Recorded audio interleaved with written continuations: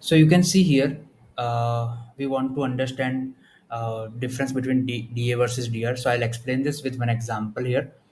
Let's take this Nifty PM project management software, and here you can see. So DR is 76, organic traffic is 24.1K.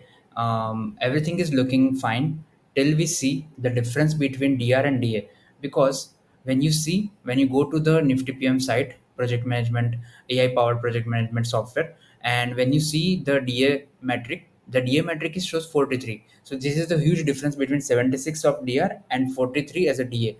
Now it could be because of lot of other metrics this gap is there. One thing we can check here is definitely the backlink count. So if you check the backlink count against the same metrics, same benchmark, and same filters of DR61 domain traffic and referring page traffic from 1K, you can see three links are there which are giving consistent traffic. Might be referral traffic to Nifty PM. So backlink count and everything is perfectly fine. The only difference we can see here is into their if you go to the opportunities and see their gap between their content gap. When you go to the content gap analysis, you can see that there are a lot of keywords which have earning potential but they're not targeting them. So this is the gap that could be contributed to the difference in DR and DS scores.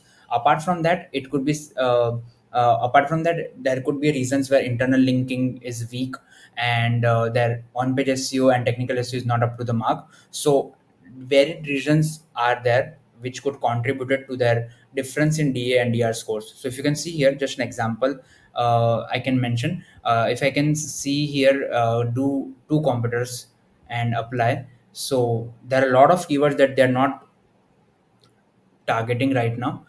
It's almost more than 8K keywords, 8,500 keywords they're not targeting.